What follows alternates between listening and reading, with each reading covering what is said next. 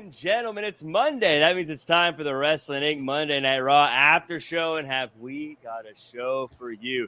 We've got Jack Farmer, Jimmy Korderas, and Justin LaBar. That's how I'm leading in with, because it's Triple J, and we are back, baby. Justin, how have you been? It's been so long. I'm great. The wrestling world is rocking and rolling with mostly positive news and positive accomplishments. And we're entering in the fall season. I love the fall season. Weather gets a little bit cool. Football's back. Baseball's done the home stretch. Kids are back in school. It's good times. In that football season, that fantasy football season coming up, where I always compare my record to Justin LaBar's. This year, I have a bad feeling about Jack's Farmers, but we'll see how it plays out. Jimmy, how are you doing, pal? I'm doing great. A lot of things going on right now, especially the new news. I won't only be on Wrestling Inc., but Sunday nights here in Canada on TSN Radio and iHeartRadio.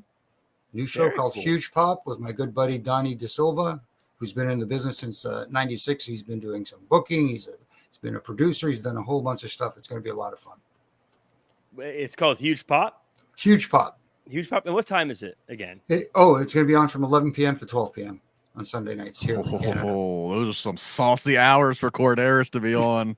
Hey, not for me, man. I'm a late night guy. I know, but anything goes at 11 to 12 with you Greeks. You never know what's going to go down. It is linear radio, so there are some guidelines, much like here. Not when Jimmy's on, though. Jimmy's going to let it fly. Everyone, make sure to tune in and find that on iHeartRadio. That means I'm assuming you can find it on the app there. What is on your ear? Oh, it's still there? Oh, damn. This was a gimmick they tried years back because they gave us radios where, they had several channels on it, and you'd get in touch with everybody from props to production office to whatever. And instead of trying the radios, they tried these things, and believe it or not, it's an earpiece where you can change channels with an up and down button, and it had a volume button on the side. That was before that's what they wanted you to wear in the ring? No. This was just for backstage while we were setting up the ring. While we were doing I was like, stuff. There's no way they ever talked to you in the ring. No. The IFBs are kind of like this. They tried to hide them as best they could, but this was just for production during the day. I've wore an IFB. That's enough to deal with, anyways. But especially much less. I don't know about you. I've wore them sitting at a desk, much less having to run around and ref like he does. But I was gonna say, if they wanted you to wear that thing, that's cumbersome. The worst part about the IFB is when they're talking to you during a match and you're trying to, and they just up, and you're going, okay, I got it. Jeez. Well, they have the feedback now. I don't know if they did when you were there, Jimmy, but the refs now, they can talk back to them. Right. Yeah. Right. Yeah, you had to hand signal and stuff to him before in the old days, right, Jimmy? Oh, yeah. Did you get that? Hey, did you get that? You got to stick your arm up in the air so they can see it visible. Yes, I got it. Well, yeah, I saw that, and I thought you just had a weird new headset on. I was like, okay, interesting, but whatever. Yeah, it's amazing what I'm finding lately. They're just, I don't know, we're cleaning up a little bit around the house, and all of a sudden these things pop up, and I'm like, okay, totally forgot about that deal. Danny says Jimmy used to send smoke signals. No, not around Vince. Yeah.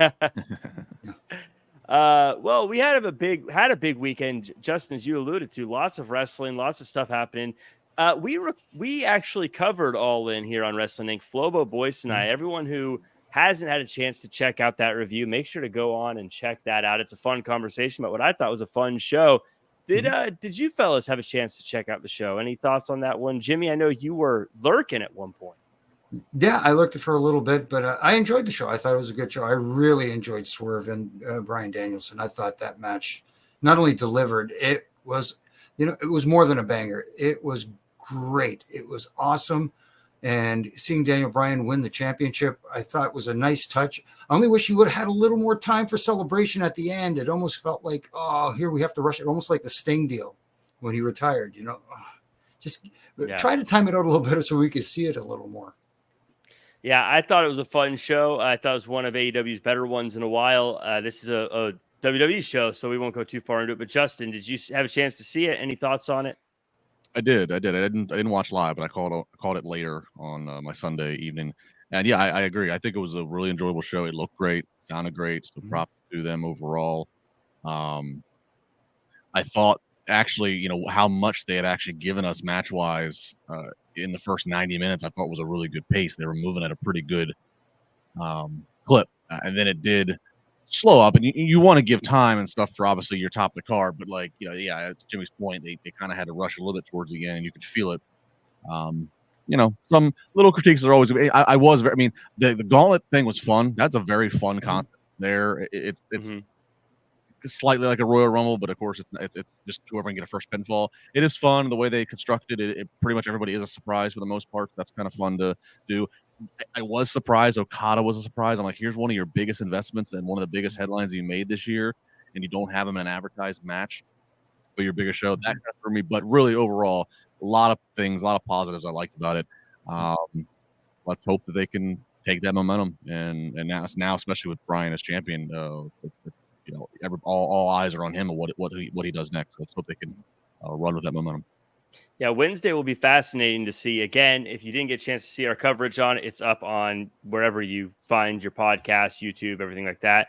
But hey, we're keeping that kind of stuff going. This weekend, we're covering a double header of WWE stuff happening. We've got Flobo Boyce and myself. We're covering Bash in Berlin on Saturday. We're going to get to our predictions for Bash in Berlin at the end of this show. That's our tease, folks. But also, Flobo Boyce is going to be back with Glenn to talk all about No Mercy on Sunday. So, doubleheader this weekend for more coverage here on Wrestling Inc. You got to follow Wrestling Inc. for all the coverage here.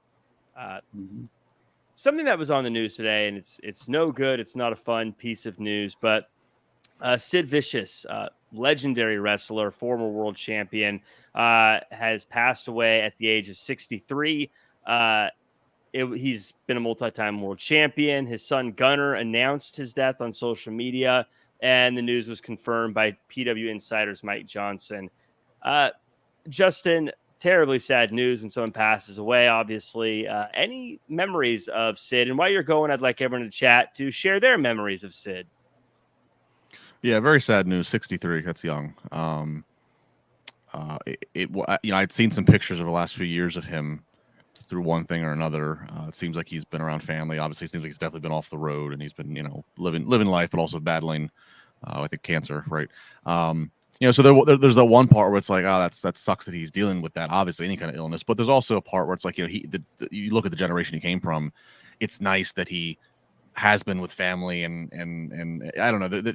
It was cool seeing some of these more humanized pictures of a guy who was so intense, and you never saw like him breaking character. Of course, he was not he was not in the social media era. So I have a ton of memories of that. When I was a kid, I would stand in front of the mirror and try to reenact his exact promo that he does for Rumble 92. They do the whole Rumble thing. So they go all the pre-tapes, all the guys backstage telling you why they're going to win. And I won't do it here, but I would do it in the mirror and do his as Sid Justice. A lot of memories of him as Psycho Sid. I think that music, the pyro spelling his name out, the intensity, the fist pounding, that was peak Sid. I was really glad. I tweeted this earlier that I'm glad the video package WWE showed tonight. I'm glad they mentioned this exact fact, because I tweeted, I said, look, Sid, was in a lot of places, did a lot of things. Sometimes gets lost in the shuffle of his resume that the guy main evented 2 WrestleManias, one with Hulk Hogan and one with The Undertaker. That's not nothing. Okay. So, I was a big Sid fan. I was at that Raw 1000, when they were bringing all the legends back and around. So it's cool to see him part of that. He's one of those guys I have a regret that I never got to, I've had the privilege up to this point to, whether working on the indie scene or interviewing in some capacity, he's one of a very few that I never ever got to come across and do anything with, or even meet and shake his hands. That's always kind of bugged me. He was booked for one show my grandfather was part of back in the 90s, and he didn't, whatever happened, booking changed, so I never got to meet him then. So sad news. I'm great to see the entire wrestling community celebrate him, because he's a guy that I don't think got celebrated enough. I think he was just like a big man from the big man era, where big men were kind of usually generalized as fee fi fo fum, and Sid was far more than that in the ring, physically and athletically, and promo wise on the mic. Sid Vicious is truly one of my all-time favorite wrestlers. I was such a fan of him. I posted on Twitter earlier today that him in that Royal Rumble where he eliminated Hulk Hogan is one of my earliest wrestling memories. Now, I had watched wrestling before, but that's like the earliest I actually remember that moment while I was watching it because it was so confusing. Like, Hulk's being such a sore sport. What? Like, why is he seemed like a bad guy at the time. I was like, what are you doing, Hulk? But I love that Sid eliminated him. I was so happy because I was a big Sid fan. And very much in some ways, not intentionally, but like a cool bad guy before it was cool to be a cool bad guy, in the sense that not because he was doing cool stuff, but like people loved, like people liked that he was the bad guy. He was just a great bad guy. And I loved him in WWE. I loved him in WCW. I loved him in ECW, and he had Judge Jeff Jones just come out of nowhere and be like, "You're guilty," and Vicious would just wreck the people in the ring.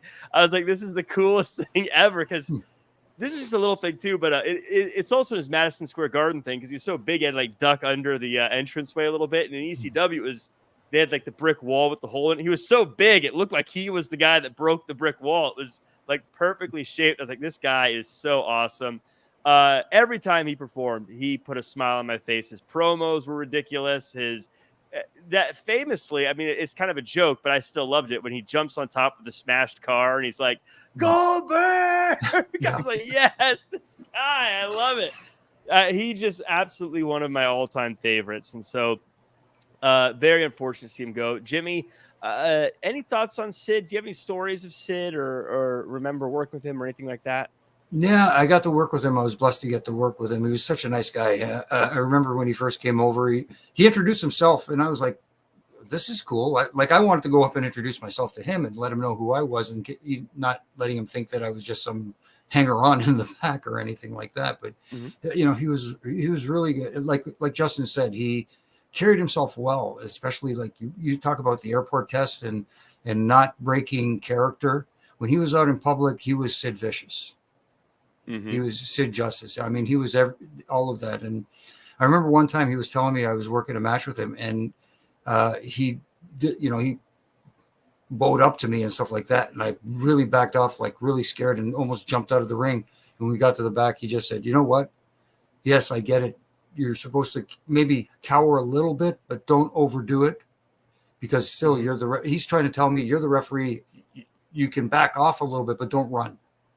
Yeah. Teaching me little things like that, you know, and stuff. So he says, "Don't be afraid of me. I ain't going to hurt you." And he's, you know, he was just like that kind of guy. He was very helpful. He was very kind, and he was fun when he wasn't in public. When he was public, he was, you know, not mean, but just not, you know, like they are now, where they're happily posing for selfies and signing autographs and all that sort of stuff. But he was a cool guy, and just. It's really sad when we lose someone like that. Yeah. Anybody.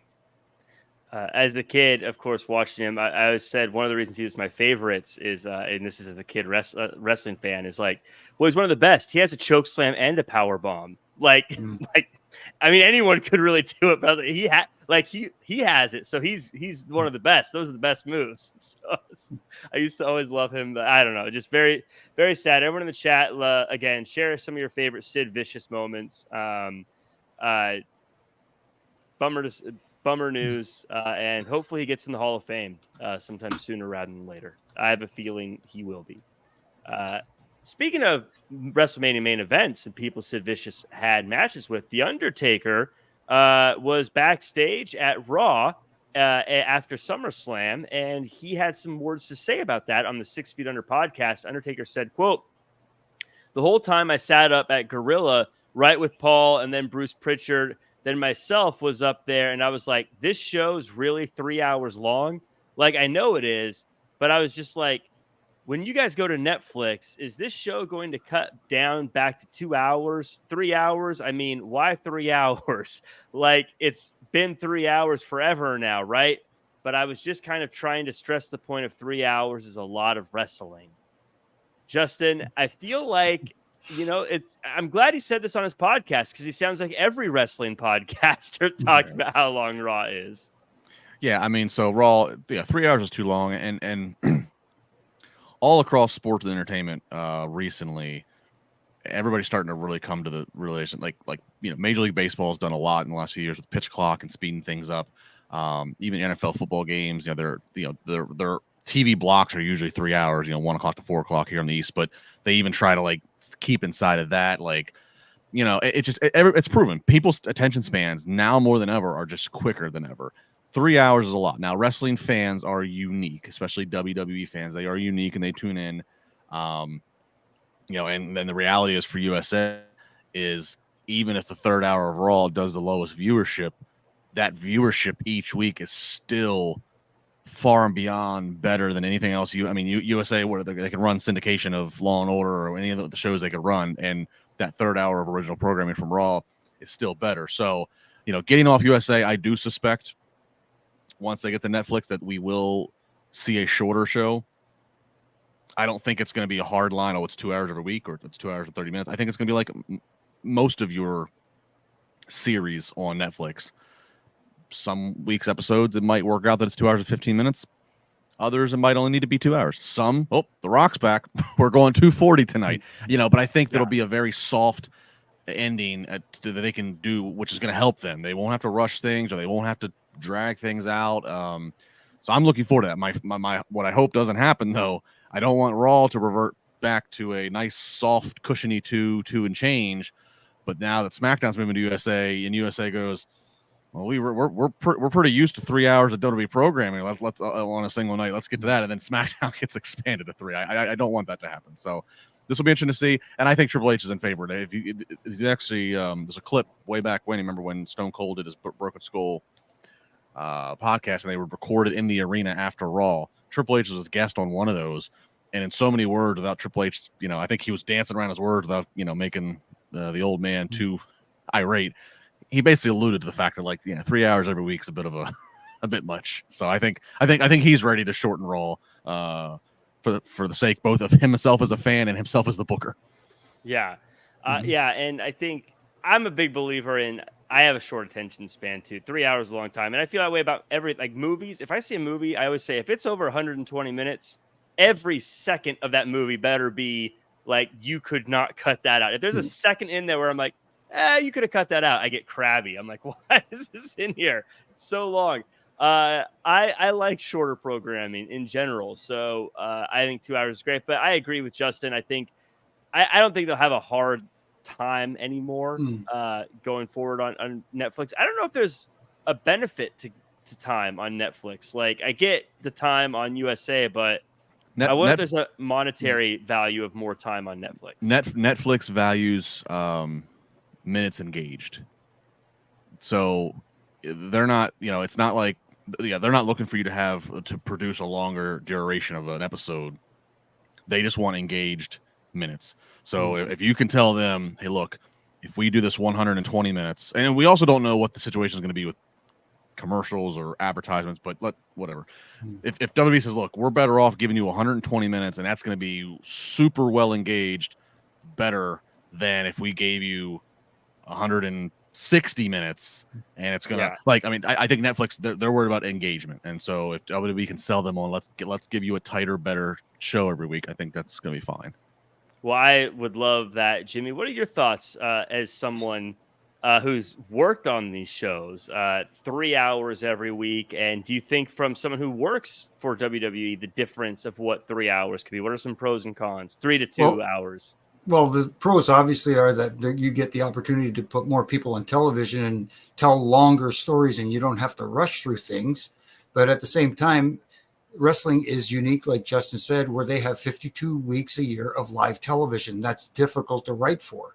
And if you're doing 3 hours every night, plus you've got multiple shows that you have to put on television. So that is a tough task for the creative process.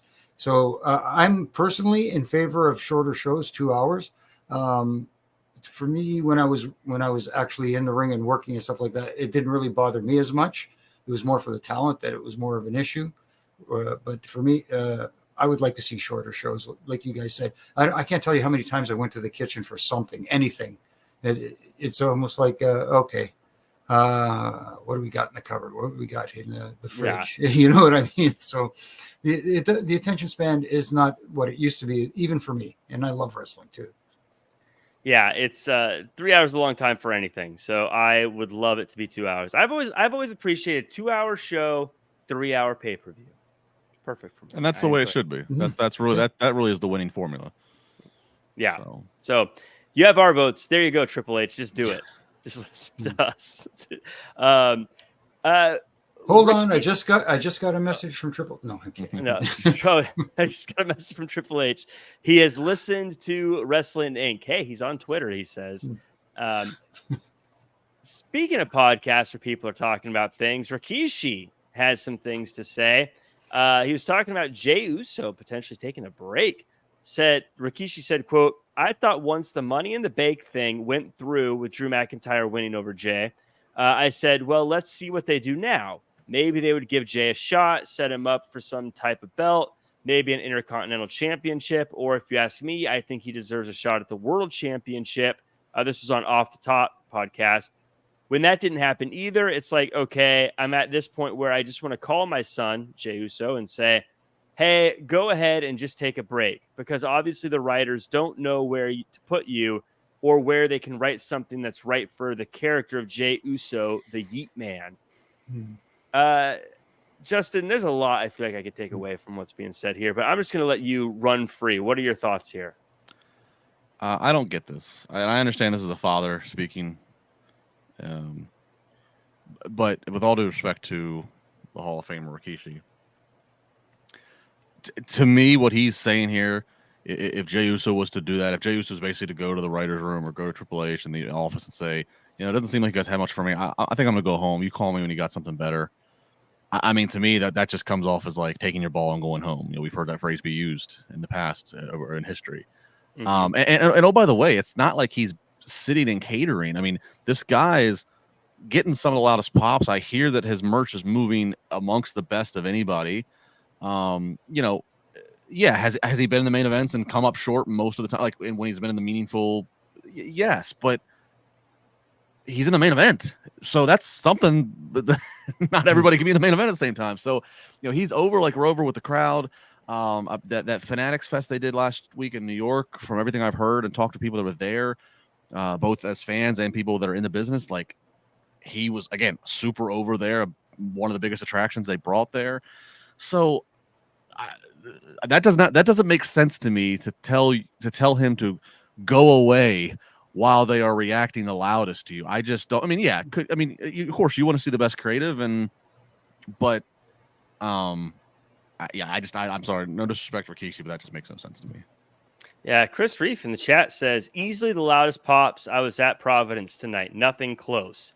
Yeah, I get Dad trying to say you gotta do more, but I mean, really, like Jey Uso is doing about as good as you can ask realistically of any pro wrestler. I mean, he's doing better than 99.9% of any other wrestler in the world right now, or at least in the United States. He's doing just fine.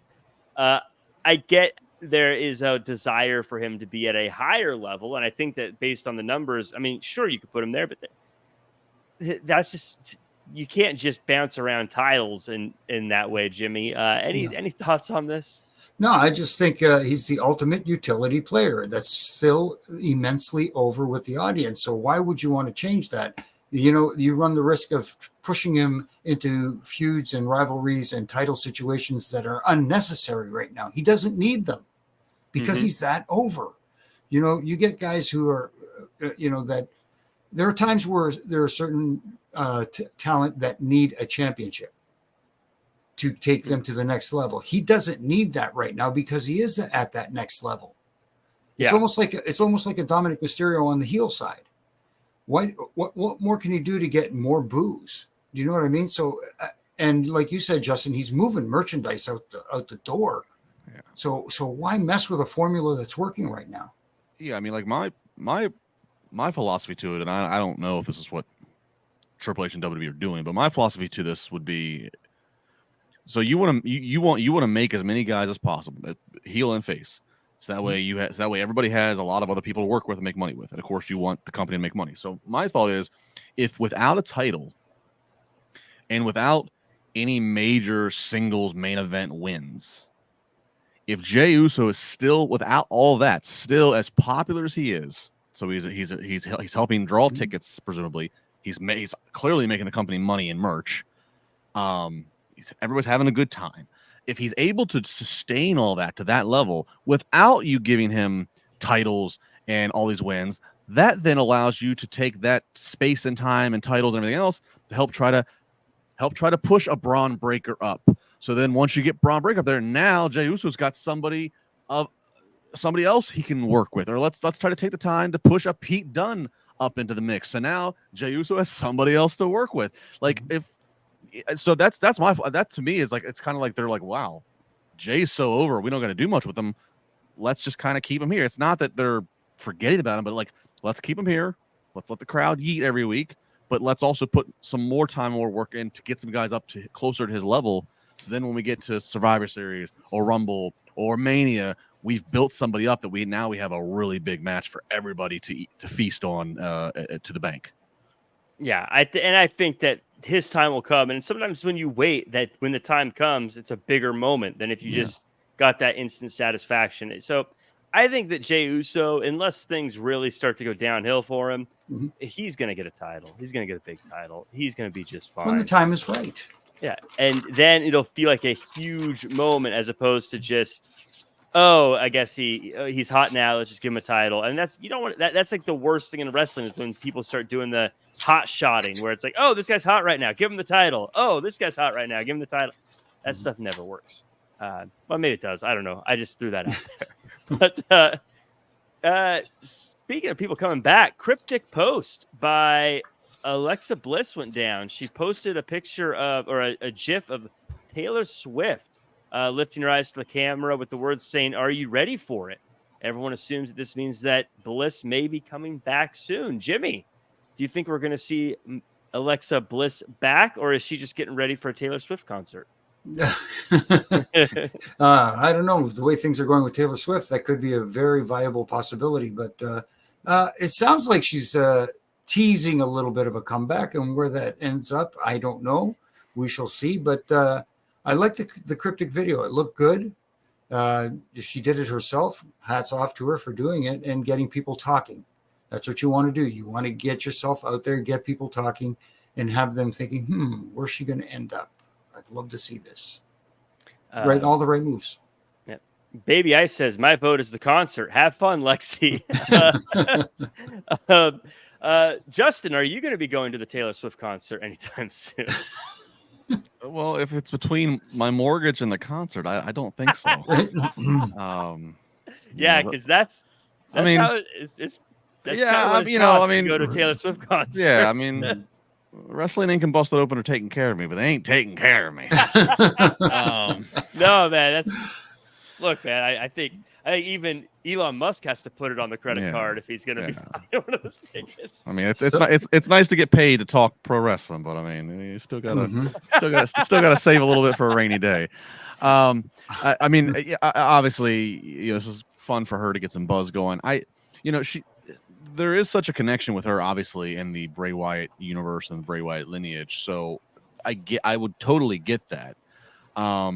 But once this Wyatt 6 got formed, and we have clearly seen, and they've referred to her by name, that is Nikki Cross, who's playing the Abigail the Witch. I don't know if they need another female character in the group, and that's not a sexist comment. My point being is that if you look at the landscape at WWE, having Wyatt 6 having one female talent, that makes sense because American Made, they have a female in Ivy Nile. Alpha Academy, they have a female in Maxine. LWO, they have a female in Zelina. So like it made sense that when you looked at, no matter what you wanted to do creatively with the Wyatt 6, whether they remain this kind of nostalgic tribute band face, okay, they can go get some heels, and here's some heels that have a female, so that's somebody for Nikki Cross to neutralize and work with. Or if they turn heel, we have baby faces, and the same thing over on SmackDown. It's equal there. So So I just say that I think 2 females in this particular group. I don't know if it necessarily would work out, but then again, maybe this group's not going to do a lot of matches. Maybe this is going to be just a lot more vignettes, a lot more just attacks. I'm not sure, but we'll see. But that's my logic, at least when I do booking math. Yeah, I think I'd like to see her back. I'm a big fan of Alexa Bliss, but I agree. I don't think she should be put in the group just because there's a history there. Much like Braun Strowman, I don't think she'd be in the group just because. Good call. Good call. So let us know what you guys think about all that. But we got to get the show to talk about. And as always, this is when I like to say thank you for tuning in. Please like, comment, share, subscribe, 5-star review. In fact, we got a good review. Triple J, we got a good review a couple weeks ago, but we haven't been together, so I haven't read it on air. It was from posted August 7th, meaning that it was probably said earlier. But Stunnin' Steve said Triple J 5 stars. Always enjoy Triple J reviews on Monday night after Raw. So thank you and keep up the amazing content. Cheers. Cheers. Leave some more 5 stars, everybody. Leave them. I mean, forget the 5 stars in the Tokyo Dome. Give us some 5 stars on the Apple Podcast, the Spotify. Do it all.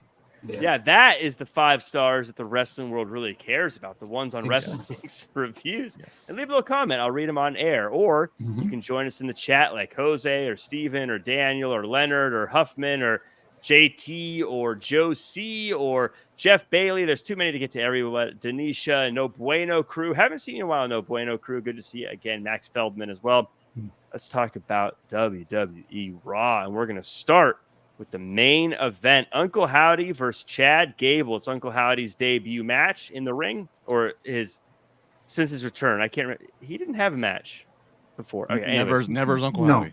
Never as Uncle Howdy, yeah. He showed up in the Mountain Dew match, but I don't think he didn't wrestle. That's right. In any case, we got the scary video from Howdy earlier in the night, kind of saying how Howdy's going to purge tonight. And Gable said he's too smart for all that. Match happens. Howdy dances with Gable. They go outside. Eventually, Ivy Nile comes in for the distraction. Creed Brothers, Wyatt 6 show up. They all brawl. Howdy eventually gets the advantage. Howdy eventually gets the win. Justin, LaBar, I feel like this is going to be one of the most talked about segments of the evening. Well, there's another one that's going to be pre-talked about too, but we'll get to that. How do you feel Uncle Howdy did in the ring? This is the kind of the final piece of the Wyatt 6 coming into pro wrestling. Well, I like that they were kind of straightforward, right? I mean, they acknowledge he's mortal. He's got to be mortal. He's human. I thought Corey Graves and Michael Cole did a good job on commentary, trying to just walk the fine line, which is Corey Graves, I'm paraphrasing, but he said essentially, he's like, I've been in the ring with Bo Dallas. He goes, yes, that is physically the body of Bo Dallas. He goes, but that's not Bo Dallas behind. Like, I don't know what's behind those eyes. I don't know what's torment. Like, so a good job of like not playing stupid, not acting like we don't know who that is. And they've obviously, we've witnessed Bo Dallas in some of these promos. So like acknowledging the duality of the situation, but still trying to keep some mystique around the Uncle Howdy persona, much like how like we knew the Fiend was Bray Wyatt, but like let's just so I like that. I like the fact that look, Chad Gable got some offense in. Uncle Howdy sold, but he did also still have some sequences of wow, he's really a little indestructible here. So I mean, I think they tried to walk the balance as best they could. Lights are up. We're not putting any spooky lighting or black lighting or whatever. I thought, and look, and also one of the best measurements too is the crowd, and the crowd was chanting for Uncle Howdy. Like the crowd has stayed with it. Whether that's because WWE truly is doing their best creative foot forward and presentation with this, or if everybody in the crowd, myself, I guess, would be included to this at home, whether it's a little bit like, I know what this act and these characters represent and what they're paying homage to, so I'm gonna give it more leeway of you know what I mean. I think there's probably an element to it, if we all be honest. I think it is a little bit like nobody wants to be the person that's heckling and booing and chanting boring at something that is paying respect. So I think all that comes into play. It was kind of cool that they did this this week, because I believe Saturday was a year to the day of the tragic passing of Wyndham Rotunda. So interesting, just timing that way. So we'll see. My question is, at this point, okay, what's next? Yeah. Like, I mean, once we wrap things up with American Made, which I mean, how much more is there to do? We've seen a couple of guys fight in 6-man. Now we saw Uncle Howdy against Gable. You just beat Gable. He's the head of the snake, at least in the American Made world. So, like, what's next? Like, and all I can come up with, and I don't know how thrilling this is right now, but if they're going to remain cheered, the only other heels I can see them going up against is look out, Paul Ellering. Look out, Final Testament. Here comes Uncle Howdy and crew, and Final Testament ain't exactly stock ain't high right now on them. So I don't know. I'm not sure what's next. Mm-hmm. Yeah, but you're right. That does seem to make the most sense. Jimmy, I want your thoughts on the match, and also a few comments from the chat. Chad W says, do you think Uncle Howdy took too much damage? And Goodfella says, love the main event. Really enjoyed Corey in the second chair humanizing Howdy. Just the look of the hair was too long for my taste. Thoughts on the match and thoughts on those comments? Interesting, because I thought it was what I found interesting was that he wrestled with the mask on while the other members took it off when they wrestled in their matches. So I thought that was a little bit of a different take. I didn't think he sold too much because, like you said, Justin, it humanizes him. It doesn't make him invincible. It doesn't make him feel like a Marvel character or anything like that. He is human. He is a conflicted human being, as Corey did a great job of explaining it. Like you said, he said, I know this. I know Bo Dallas, and this isn't the Bo Dallas I know, or something along those. It's not the Bo Dallas he wrestled. He wrestled, yes. Yeah. So, they did a great job of painting that picture. That was great. I enjoyed that. I enjoyed the fact that because as a babyface, how do you get the fans to get behind a babyface? You have to have sympathy on the babyface. The heel has to get heat on the babyface, and I think they accomplished that very well tonight, because it was going to be a tricky situation, especially since the day they first debuted and laid everybody out in the gorilla position and everybody else backstage. So it was good. I always thought, okay, how are they going to handle this? How are they going to wrestle in a wrestling match? How are they going to do that? And I think they handled it as best they could tonight, I thought. Yeah. Baby Ice in the chat saying, can't you see the Howdy gang going after Judgment Day for JD turning on family members, Rhea and Damian? I mean, that definitely seems possible. I think the issues between Damian and Rhea and Judgment Day are going to be for a little bit longer, and I don't think there's room for Wyatt 6 in there just yet. So that's where, to Justin's point, I think something like a Final Testament could be the next thing, because it's too soon for Judgment Day, because Judgment Day is busy right now. Final question here, Danny Cochran, I'll send this over to you, Justin. Are the days of the spooky dark magic wrestlers done? No. I think it's all on just presentation. Again, this is look. I mean, we'll never know if the original attempt or whatever they had in mind for Uncle Howdy when Bray Wyatt, the character, was introduced in Uncle Howdy. We'll never know if Uncle Howdy was going to work in that iteration. We just never will, because obviously things got put on hold with Bray's absence from TV, which now we know was his health, and then of course his tragic passing. So again, they have to walk a fine line, because there's been so much real. We've had a real person pass away. We've seen Bo Dallas in a documentary crying over the loss of his brother. So you can't go but so spooky, because there's just a level of reality that can't be forgotten. But there's not to say that if they come across the right character and the right backstory and situation, and certainly WWE's production and all of their props and magic, they know how to do it as good as Hollywood. I don't know if we'll ever see somebody as captivating as The Undertaker or as Kane, but I don't think that the days of spooky wrestlers are over with. I think it's just a matter of presentation, and it comes down to things, not only how do you present it on TV, how do you present it in the arena to the live audience, but keep whoever it is that's portraying said character, keep them protected by not being on social media, keep them protected by not everybody knowing, oh, they used to wrestle as this a year ago, and a year before that they were on TMZ for DUI. Like, it has to be the right situation in today's landscape of, if you want a spooky wrestler kind of thing to work, presentation's got to be there, but also all the little fun facts that everybody likes to dig into, that's got to be kept secret well enough by 2024 standards, or whatever year we're talking about. Yeah, I agree, because I think with creativity, anything's possible. It's just got to be done right, and nothing. And plus, what's old is new again. Someday, even if it's passe today, it's going to be cool in the future. So they could always come back. Drew McIntyre came back, and he had a promo he cut where he imitated CM Punk, and eventually Punk comes out and finally gets to whip Drew McIntyre. Jimmy, I want your thoughts on this segment here. And the crowd actually kind of popped for Drew when he was imitating CM Punk, when he said, it's what a great day it is to be alive in Rhode Island. Everyone popped for him, even though he was actually making fun of CM Punk. Cheap pop. Yeah. But thoughts on this one?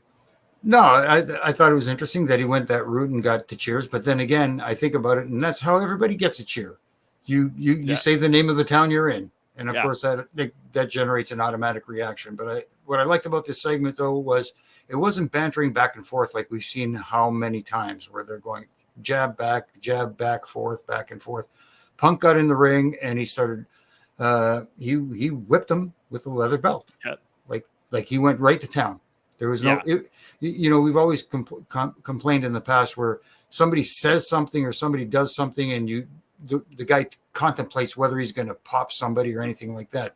He entered the ring and just went to town. Yep. Bottom line. And I don't know if that worked for a lot of people, but it got the crowd riled up.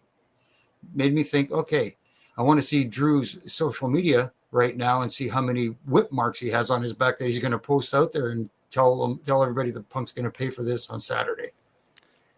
Yeah, that's kind of the bad side of it, right? Because Drew McIntyre has to post something about it. And I can imagine, Punk's going to have to whip you good so it looks good on social media. So talk about posting on social. Don't go do this right now because you're watching and listening to us right now. But when you're done, go to Punk's Instagram. Punk. Oh, yes. Went live on Instagram while he was under the ring waiting to come out to attack Drew. Mm-hmm. It's awesome. Yeah. He did that. Yeah, I mean, to Jimmy's point, I like the fact that Punk did not speak tonight. There's nothing else to be said. This feud has been going on for, if you want to date back to Survivor Series, 9 months, but even Rumble when Punk got hurt by Drew, 8 months now. There's not much else to be said. So it's just ass kicking time at this point. And so I like that. And I like this. I like this as a strap match. First off, you don't get a strap match too often anymore. That's not a gimmick they go to the well too often. I like the psychology of these two guys who have been cat and mousing with each other, are now tethered by a 10-foot strap or whatever it is. So I like that tethered intimacy to them. I like the fact that both men are armed with an equal weapon, which is a leather strap. And then, by the way, to win, you got to beat your opponent so bad, but you got to drag their lifeless body to tap the four corners. Very traditional. So I think all that's really, really well done. Also, again, and this is just, again, calling it like I see it, it was unfortunate that Punk gets hurt on what seemed like a very innocent, just double arm DDT in the Rumble, and that derailed creative for the time being. This match is going to be physical. I'm not saying it's not going to hurt, but the limitations that you could put on what they have to do and just stay within the strap and the psychology of getting the corners maybe could decrease high risk maneuvers and impact to just reduce injury for anybody. So there's a lot of things to it. And by the way, I was wondering, fun fact, I was wondering, when was the last time I saw CM Punk in a strap match in WWE? And I really just didn't know. I was like, had he been in one in WWE? He surely had to be one in WWE. He's been around wrestling. Sure enough, his last strap match in WWE was Extreme Rules in the summer of 2009 against Umaga. That was Umaga's last WWE match. Umaga would get released the next day and then tragically pass away later that year. So first time in 15 years we're seeing Punk in a strap match in WWE. Whoa, that is a very interesting tidbit there. But yeah, I'm excited. I agree with you guys. Usually I'm very don't hit each other before. I want it to be all, save it for the big shows. But this one, I mean, they've had a match already. It's heated, and Jimmy, like you said, CM Punk hates this guy. He's mad at him. He wants to get his hands on him. So this is exactly what makes sense. I loved it. I thought this was well done all around. Hey, go ahead. No, really quickly, the thing I like about the rules to this one is you, like you said, Justin, you have to drag your opponent, your limp opponent. Like I was going to say lifeless. I don't know if that's a proper terminology, but do they anyway, have to be limp? Like, what if they're walking? What if no, you got to basically drag your opponent because the strap isn't far long enough for them to reach all the posts because it's 20 feet apart. It's 20 feet apart. With a 10-foot length. Strap's 10 feet. I mean, so as long as the biscuit's limp, as long as you can get to corner to corner. I guess what I mean is, like, if I was attached to Drew McIntyre, I could be fully conscious and he's not going to stop me from, I'm not going to be able to stop him. I won't be limp, but I'm just going to get drug across the ring against my will. I mean, you have to be limp. You could thankfully, overpowered. Thankfully, you're not in the match there, Jack. At least with CM Punk, we could draw out the drama. You can draw out the drama. And we talk about great false finishes which get the crowd biting. These are elongated false finishes where they're reaching for that fourth corner and they're reaching and the crowd is like biting. Is he going to make it? Is he going to make it? And then something happens. Now I know the next time things get so heated between Jack Farmer and I'm not challenging him to a hair versus hair match. I'm challenging him to a strap match because his confidence is already debilitated. It would just be me kicking my legs around, going, "Stop it!" As you just drag me, I'd be like a child. Help! The quickest strap match in history. Hey, Jimmy, is there? I assume you've reffed a strap match. Is there anything? So, as a referee, there's no DQ, there's no count out, there's no pinfalls, no submission. So it's just like a cage match of escape. What as a referee, what can you do? What can you do to help the match, or you just stay out of the way for this? Basically, you just stay out of the way and communicate back and forth, whatever signals are being sent to you from Gorilla or whoever, and between the talent, tell them to do this, tell them to do that. Okay, so in the process of checking on them, like you're, doing your job, you kind of telling him, well, he said do this, and make sure when you're getting to the corner, let the strap fall between your legs, so that when he stops you from getting to that fourth corner, you give that big yank, and there go the yam bags. Right. Yeah, I would never be in a strap match. It sounds terrible. It sounds like a win-win. They're not fun. They're not fun. Yeah, I guess as I'm being dragged around, if I kept screaming and crying, they'd go to whip me, and I'd say, "You know what? Never mind. Just touch the corner. I'm done. I'm out. I don't want any of this." Jack would put his arm around him and guide him to the corner. Jack Farmer, ladies and gentlemen, he does not like any rough S&M or anything. No. Chains and whips do not excite him. I mean, if you've heard my pitches for Manscaped, I don't like any type of roughness in that area.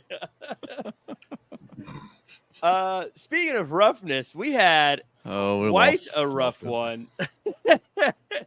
We had quite a rough one. My favorite part of the night, actually, Bronson Reed versus Braun Strowman, fellas. This is a massive brawl in the ring. They take it to the back. They use everybody and everything. They tear the building apart.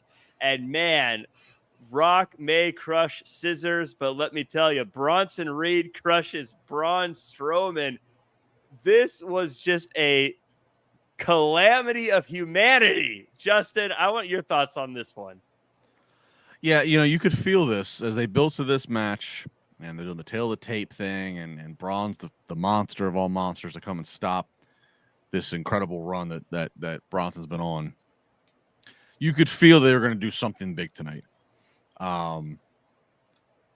When they announced way earlier in the night that Uncle Howdy was going to be the main event match with Gable, I then, trying to be as smart as I can be with my small brain, I was like, all right, well, that means if that's last, that means Braun versus Bronson can't be last, which means we're not going to be bringing back the whole let's break the ring spot. Mm-hmm. Okay? Because if it's not last, you ain't doing that. So I'm sitting there going, all right, so what are they going to do then? I mean, we've already seen him give like 6 or 7 tsunamis in a row. So that means you got to top that. And I mean, I'm watching this and it was like, I'm pretty sure 20 years ago on PlayStation 2, I selected like a parking lot brawl. And this is kind of what it looked like on the game. But this ain't no damn video game. This is flesh on car. Yes. I mean, it looked brutal. I mean, and then a nice little touch too. I mean, they didn't show it, and maybe that's part of the whole. It's like the Jaws effect. It was the use your own imagination. We see the tsunami. We see all the chaos of Adam Pearce and medics and refs, and Braun's still laying there. Bronson's kind of up. He's selling it, but he's kind of already upward a little bit.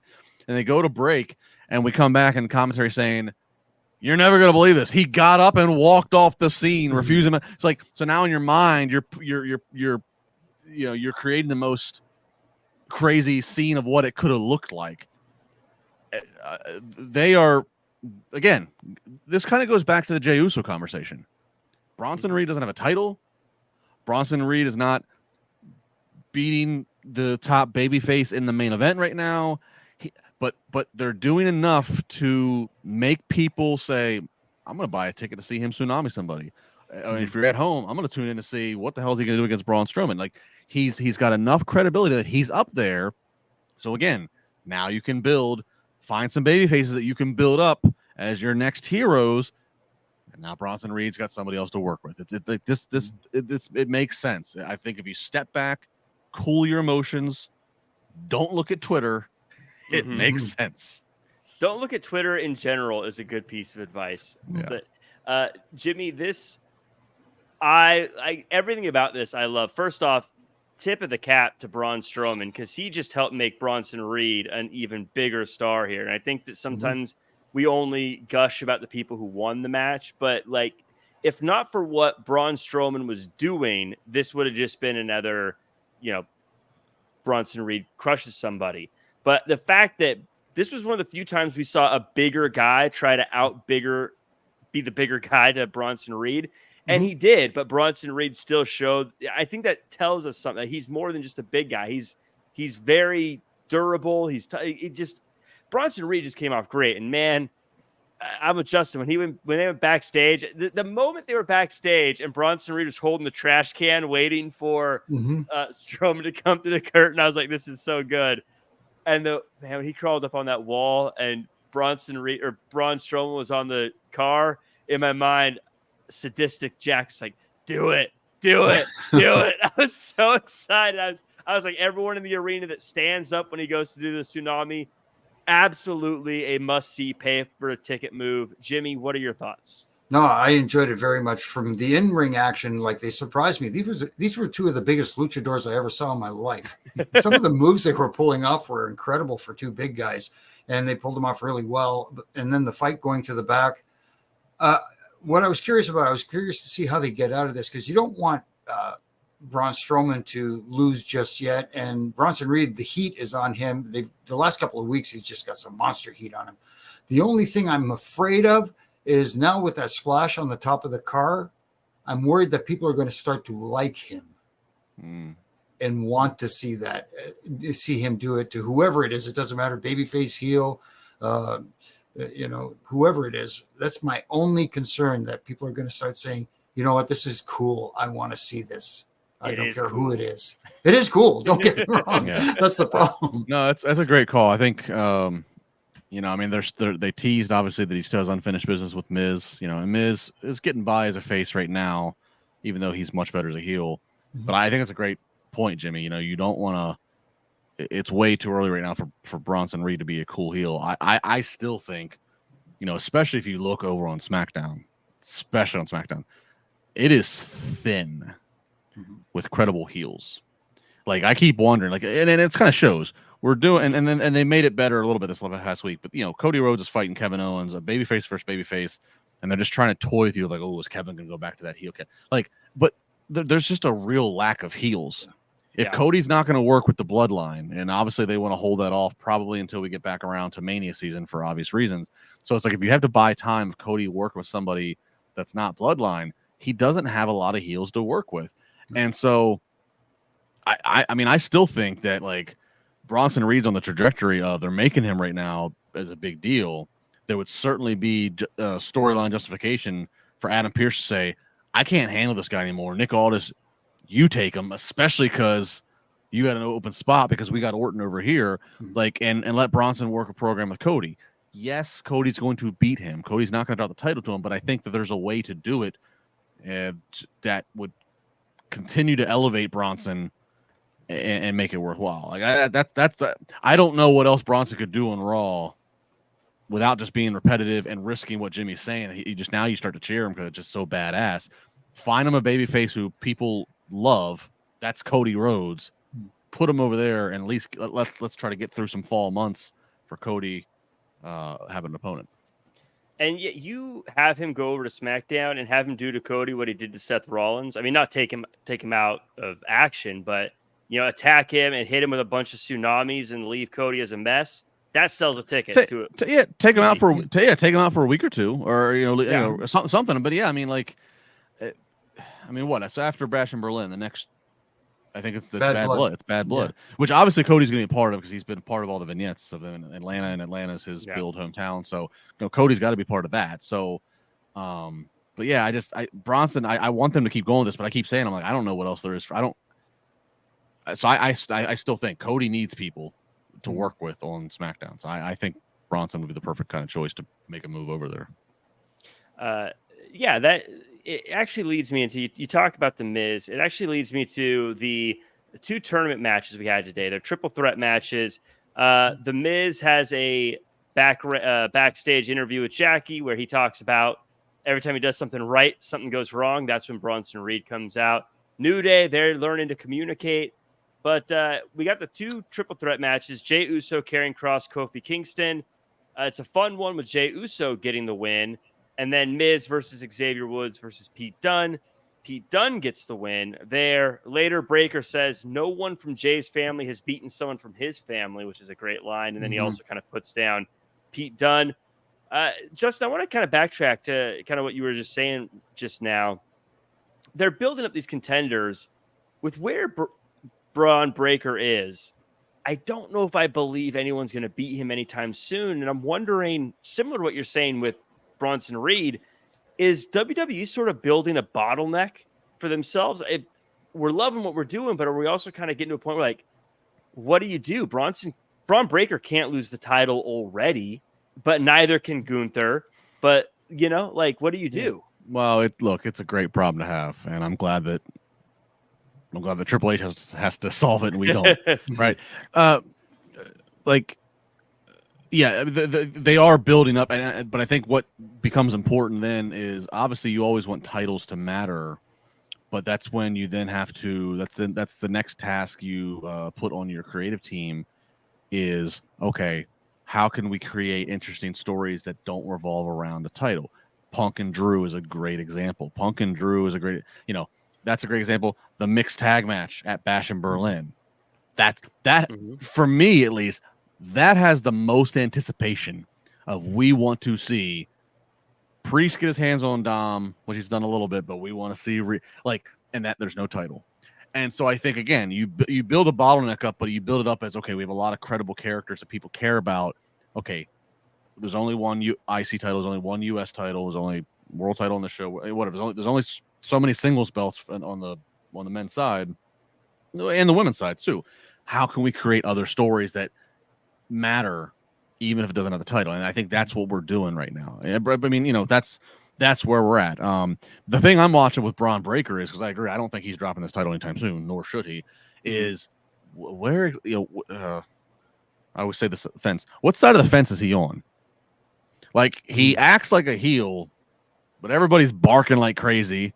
And he's getting a little more like, he's letting Jackie Redmond or whoever finish their question to him. He's not heel cutting them off as much. So he's getting a little more polite in terms of letting them get the question out. He's getting a little more cute in his answers.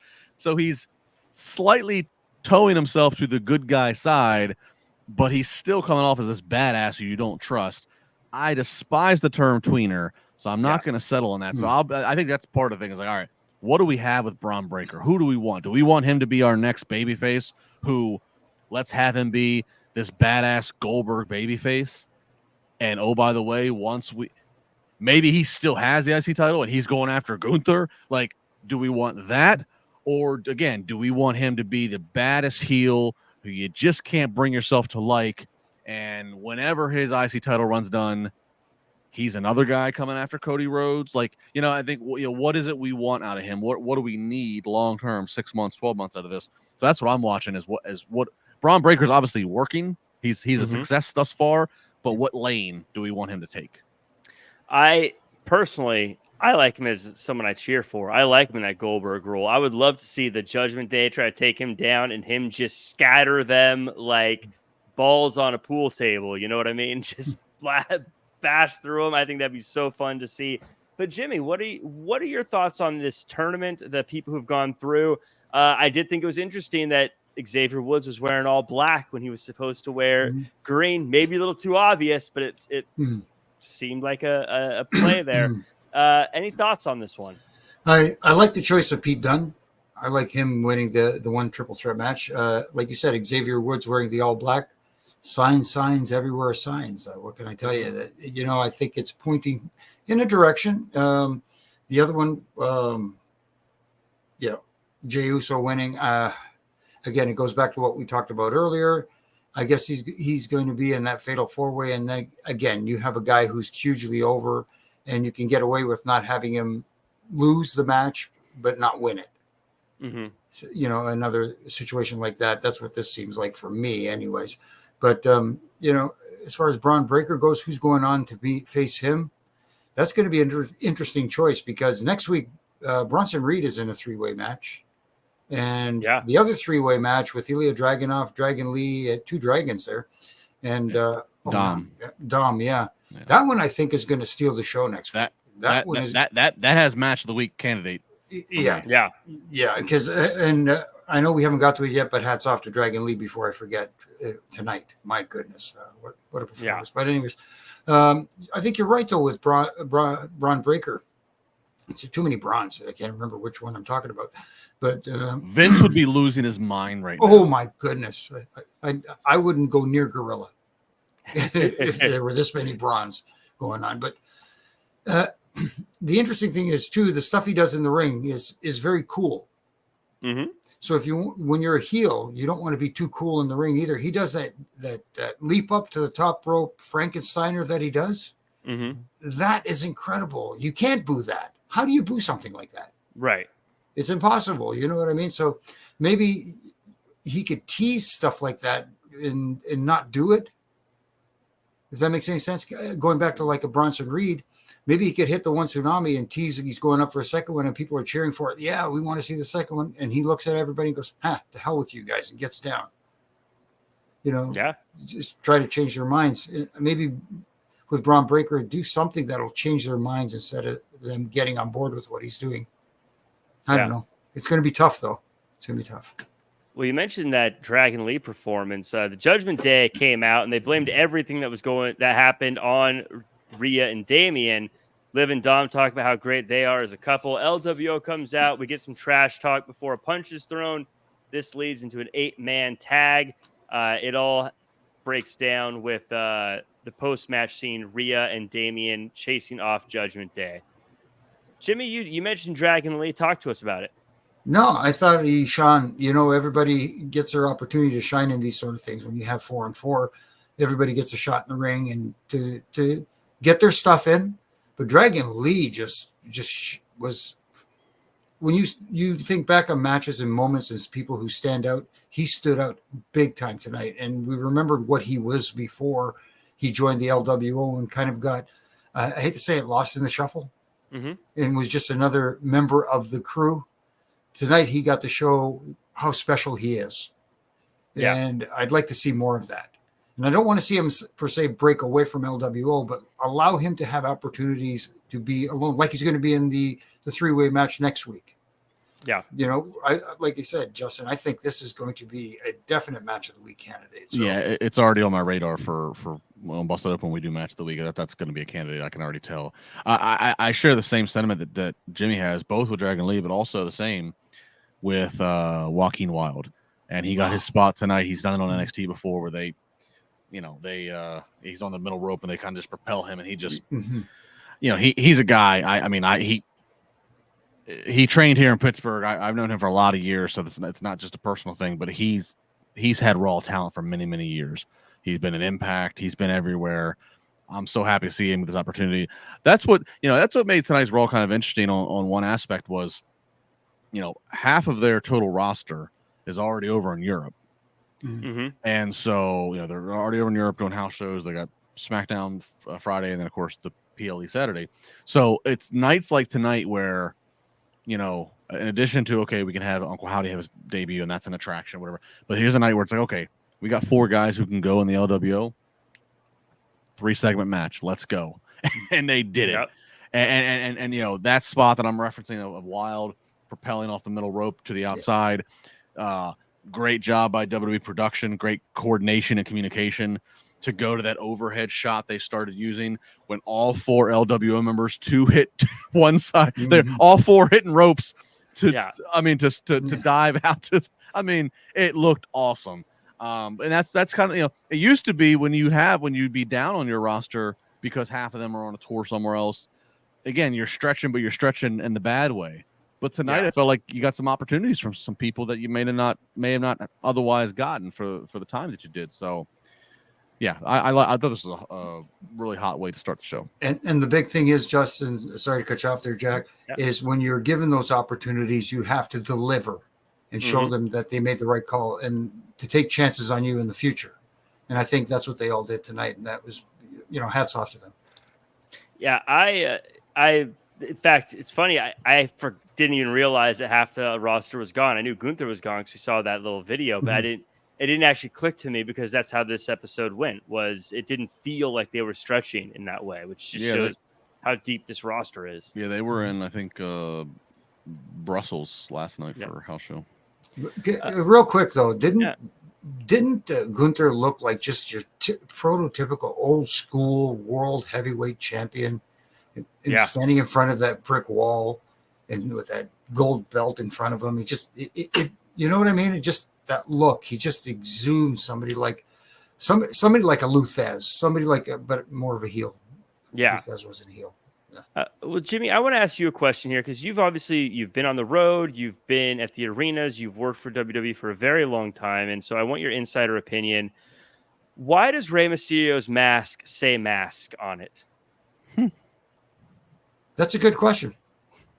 I wish I had a good answer. Does he not know it's a mask? Does he? I guess pants written on your pants. Like no, that's a mask. That's there for people when he's going through customs, traveling overseas, so they know. Listen, this is a mask. It's not anything else. I'm wearing it because I'm a luchador. I'm a wrestler. Nothing else. No nefarious means here. Look, it must work because he's making a bunch of money on merchandise. So keep on doing it, buddy. A few quick things happened before we get into our predictions. Pure Fusion Collective, they faced Damage Control, and Zelina Vega got involved, costing PFC, if that's what we're calling them. Randy Orton cuts a nice little promo, and Isla Dawn and Alba Fire also talk some trash. Justin, any major takeaways from these? Orton did a great, again, when you don't have your opponent there to confront you or play off of, I thought Orton did a great one-man show. Final sell. Yep. Jimmy, I think Orton everyone knows he's a great promo. Sometimes I think we take it for granted from Orton though. Any thoughts on these 3 segments? No, I agree with the Randy Orton promo. I thought the women worked really hard. Unfortunately, they just didn't sound like the crowd was into it. Then that's I feel bad for the ladies because they did work hard in this match, and something is not clicking there. I wish I could put my finger on it, but I think from just an X's and O's situation, it's 2 groups, Damage Control and Pure Fusion Collective, and even when you factor in Zelina Vega, it's a bunch of people who are all kind of 50-50 with their wins and losses. No one's really hot right now. No one's really cold right now. Even as they've been having this rivalry, it's always kind of hit and miss. And so I don't feel like there's a lot of interest because neither team is doing that great. I think we're at a very interesting time right now in WWE with women's wrestling. And what I mean by that is to say that the top of the women's card hits, right? I mean, our world champions hit. And then we have like Rhea Ripley, who just is out of this world hitting, and she's hitting again with no title involved, as we mentioned earlier, just with the mixed tag thing. There's an expectation and enough talent there that, okay, we are no longer just doing one women's match on a night. Like, we have enough to do more. But I don't know if it's a bottleneck, the term you used earlier, Jack, but it's almost like we feel like it's of 2024 expectation that the audience wants more, that we need to give some more mid-card women's feuds like we have here with what we're talking about here with Pure Fusion Collective, Damage Control, and but there's not enough time. There hasn't been enough time or situations to get everybody, like, get the fans fully invested. So it's like, all right, we're rolling out X amount of women because we want to have X amount of women showcased, and all these women are talented, so they belong. But it's almost like you just need to have a 1 hour women's show. And even if that show is not the most watched, you can at least always then show clips of, okay, here's how they advance the story. Here's why we're doing this on Raw or in SmackDown. Like, I feel like that's kind of where we're at. Like, a rubber is meeting the road of, if we're going to go this all in, no pun intended, if we're going this all in with women's wrestling WWE, we got to give them some space of their own to flush out some of these backstories. Yeah. I agree. Yeah, there definitely needs to be a story in there. Beer Money makes a good point here. Too many women in factions, so it's hard for them to break away with single stories. And it's a good point. And again, I still don't really know what any of this. I don't know what Damage Control or Pure Fusion Collective is, so I can't really get behind who they are from that level either. But whoever came up with Pure Fusion Collective, yeah, you 30 jumping jacks at the end of the meeting for you. Yeah, come on now. Yeah, the thing about that too is I'm not a fan of the name, and it kind of blows me away that had to clear a number of people before it. You know, it wasn't just like one person's idea before they went out. You're gonna sell. You're gonna sell a T-shirt with that on it. Oh my god! I mean, whoever came up with that idea has to go to creative court. Yes. It's the thing. This is nerdy me, but I always think fusion is you're combining things. Collective is you're combining things. So you're like, we're the pure combination. I don't. That it literally comes off as like index cards on a wall, 3 darts. I got the vibe of a random name generator where it just randomly selects 3 words, or one of those, like, the name of your team is if you were born in this month and this day. Oh, no. Yeah, Jack, you've seen these, certainly. The things that go around social. Your porn star name is going to be the street you grew up on, the month that you were born, and your least favorite vegetable. That's your porn star. Yeah, that's exactly what this sounds like. It's like, oh my goodness, that's it's a bad example, but that's the general kind of thing of how this works. Yeah. Because mine would be Jones March, and I don't know what the vegetable is. The vegetable's a bad example. It's usually street. It's usually like street you grew up on, like first pet name or something. Vegetable could actually be pretty good if it's a porn name, but I don't know if we're going to get canceled. Douglas Eggplant. I don't know. Yeah, that's what I'm saying. Actually, vegetables work pretty well for this. Laurel corn on the cob. Oh, that one just writes itself. Never mind. Oh yeah. Oh man. Wrestling's gonna toss me off in a second. Right. Yeah. Let's move on to the predictions before we get canceled. Corn on the cob. That makes sense. So Bash in Berlin predictions. Everyone in the chat join along for us here. Of course, as you guys know, we famously get them right every single time. We got 5 matches as of now. Justin, you get first pick. WWE Women's Tag Team Championship match. The unholy union of Alba Fire and Isla Dawn versus 2 of the big 3, Bianca Belair and Jade Cargill. Well, Bianca and Jade already had the tag team titles before, correct? Right. So I'm going to say it's going to stay on the unholy union. I don't know. I would have to assume that maybe it stays on the unholy union, and to keep Alba and Isla trending upwards. Maybe this is the very, very, very start of planting the smallest seeds of Bianca and Jade splits. Surprisingly, Justin, I agree with you completely. I think that we've already seen Bianca and Jade as champion. I don't really know if there's much more for them to do as champions. I felt like they had kind of run their course as champions. It's just the dominant beat everyone team already. I think it's healthier for the division to have a team like the Unholy Union as champions and Bianca and Jade to start making their way towards the singles realm. Jimmy, why do you disagree with us? Are you the Amazing Kreskin? Are you reading my mind again? That's a Canadian reference. I need the. Is that where he puts the envelope? No, that's Carson. Where he puts the envelope above his head. Guesses it. No, the Amazing Kreskin. He was a guy up here in Canada. Had a show, read people's minds. But anyways, I'm going to make it a clean sweep here because I don't. I talked earlier about people needing a championship. I think Alba Fire and Dawn actually. It would be not beneficial for them to drop the titles right now. Yeah, I agree. We have more tag team action, mixed tag team match. The Terror Twins, Damian Priest and Rhea Ripley versus the Judgment Day, Dirty Dominic Mysterio and Liv Morgan. I take the first jump at this one, and I'm going with the Terror Twins, Damian Priest and Rhea Ripley, because I think they're going to bring this win into convincing Dom and Liv into singles matches down the road. That's my prediction there. Jimmy, what do you think? That's a pretty good call, convincing them into singles matches down the road. I still think that somehow, some form or fashion, Liv and Dom squeak this one out because nobody expects them to win. But somehow, by some nefarious means, I think they squeak it out.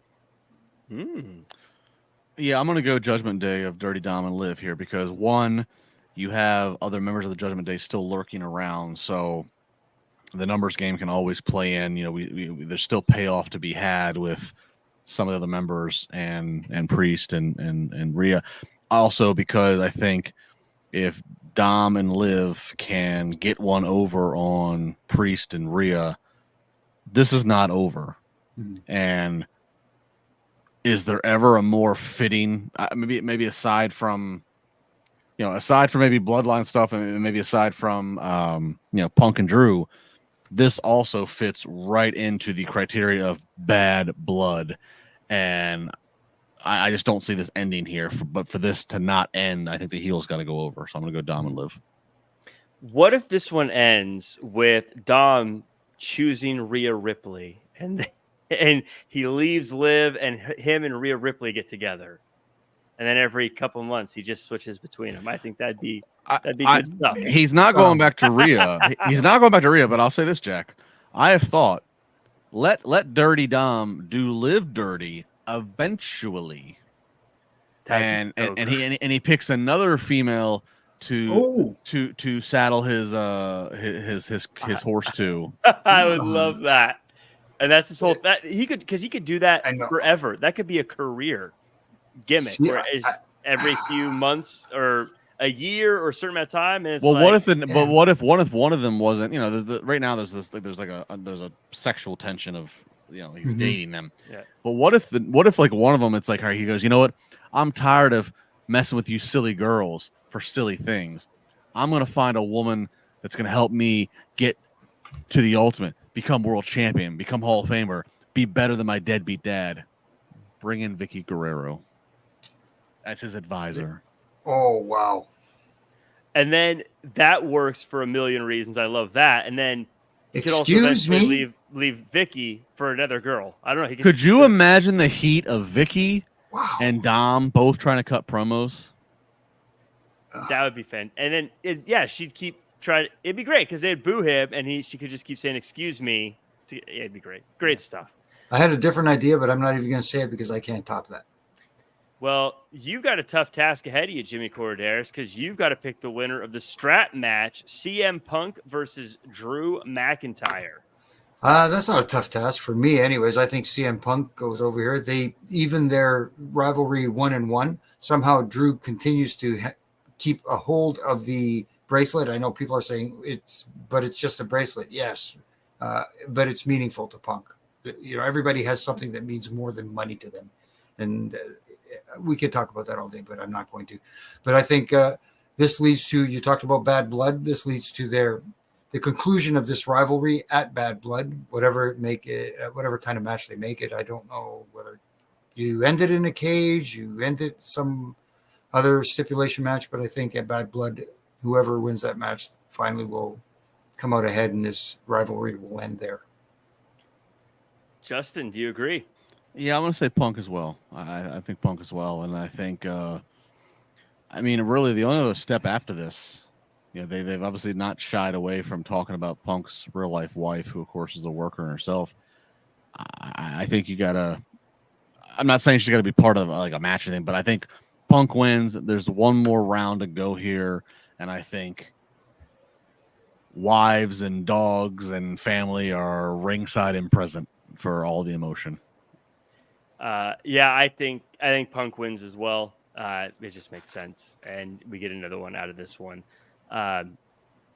Undisputed WWE Championship match: Cody Rhodes versus Kevin Owens. Justin, you get the first go at this one.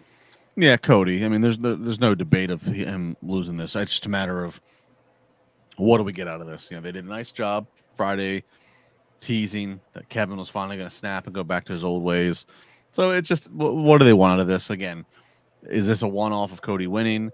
Do they try to extend this to future SmackDown episodes? And I mean, SmackDown kind of takes a reset again. It moves to USA here in a few weeks. So this is it's easy to pick Cody, but I can't easily pick how. Yeah, I don't know. So that's the intrigue. I think I know how it ends in terms of, or I think I know who walks away with the title. Cody walks away with the title, but how does it happen? There's a lot of question marks I have with what the execution is going to be here. That's my attraction to this match, at least. Well, I disagree. I think Kevin Owens is going to win the title. No, I'm joking. Of course, Cody Rhodes is winning this one. But what is time? I feel like when they announced this change, I was like, oh, that's like they're not moving SmackDown to USA. That's like way in the future. Who cares? A couple of weeks. Jeez, that snuck up on us. Jimmy, explain how Kevin Owens is going to win this one. I wish I could, but once again, clean sweep here. Cody goes over, retains the championship. I got a theory, but it ties into the match we're going to talk about next. Oh, well, that is the World Heavyweight Championship match. Gunther versus Randy Orton. I would love to see Randy Orton win the title. I would love to see him put his name further into the history books. But I'm a big Gunther fan too, so I'm going to be just fine. Gunther's going to win. Jimmy, what's your theory? Okay, I think that Gunther retains the championship, but this match goes on earlier in the evening ahead of the Undisputed Championship match. Gunther goes over. Then at the end of the Cody-Kevin match, the Bloodline come out like they always do, and Kevin and them try to fight them off. Here comes Randy to try to even the odds as best he can, like he always does. Something happens, and they chase off the Bloodline. And as they're standing in the ring, wham, RKO out of nowhere. Randy on Cody. Gives him the stare down and see you, bye. I'm going to go with the Ring General to retain his title. I disagree with Jimmy on the sense of I think that this match is what ends the show because of the geographical tie-in, because this is going to have such weight to it that Gunther wins. But I agree. I think Randy Orton and Cody, as I said earlier, Cody needs heels. I think you need Randy as a heel because that's where Randy is your most valuable. But I wouldn't do it here. I think that I think it's not needed. You have enough going on in this show, not needed. I would save the Randy Orton heel turn, the Randy Orton RKO out of nowhere to Cody. I'd save that for SmackDown's season premiere to USA. What I love about Randy Orton is we know it's coming, and but we're all excited about it. I love it. I love Randy Orton. He's truly one of the best, in my opinion. Those are our prediction, guys. Let us know if you agree. Let us know your predictions as well, either in the comments or chat or whatever. But that does it for this show. The next time we talk about this, it'll be next week on Monday. Justin, welcome back. Glad to have you back. Any final thoughts, and where can the world find you online? Yeah, no, I mean, good, an okay Raw. I mean, it was what it was. Again, it's a go home show. As I said, they're some roster. They're champion for Raws over on Europe already. So I thought they made the most of it. Certainly a lot to talk about. Excited for Bash in Berlin. I love these international PLEs. They've become just must see. You know, you want to just be. You got to see them. You can't just read about them. You got to see them for the crowds, if nothing else. So I'm excited for it. At Justin LaBar across the socials. Here most Mondays with you fellas. I'm on Busted Open throughout the week at some point. Spar with LaBar usually now on Thursdays with Dave and Tommy. But then every single Sunday, 3 hours, 9 a.m. to noon Eastern time, co-hosting Busted Open on SiriusXM channel 156, SiriusXM app. Some weeks we have this version of a podcast. So that's a lot of fun. So there's no way to avoid me if you try. There's no way to avoid me. And always good stuff. Everyone check out Justin's stuff on Busted Open. Jimmy, final thoughts. Where can we find you online? And did you think this episode was on fire right now? Or was it living under a rock? I don't think it was on fire. It wasn't living under a rock. I thought it was a fine episode. I don't think it was a banger, as the kids call it today, but you know, it served its purpose going into Saturday. I am looking forward to the pay-per-view, that's for sure. And you know, we'll see what comes of it. And as far as where you can find me, you think you're sick of Justin? Oh, you're going to be sick of me. You can catch me here on Monday nights with you guys, Wednesday nights after Dynamite, the Roughing It Up podcast with my good brother in stripes, Brian Hebner, and I, and RJ, who holds the glue together. We got a lot of great stuff going on there. My Ref and Rants, which I do every day from Monday to Friday on all my social media platforms, where I use my referee's discretion and just make little critiques here and there. That's about it. And now with the new project, with the radio show here in Canada on TSN Radio and iHeartRadio at 11 p.m. Eastern Time, myself and Donnie DeSilva with Huge Pop Radio. We got Busted Open. We got iHeartRadio. We got Jack Farmer at Real Jack Farmer across all social media. As mentioned earlier, I'm going to be doing the after show for Bash at Berlin. Also going to be doing the after show for AEW Dynamite this week. But I'm also going to be doing commentary for Fight Night 14, where we're going to have the winner of the LA Rumble face the Santino Bros World Champion. So that'll be a fun one. That'll be for free on YouTube, Santino Brothers channel. Follow me at Real Jack Farmer, and I will link you to it. That does it for us. Follow at Wrestling for all the latest wrestling news. And make sure to tune into NXT's after show tomorrow and stream.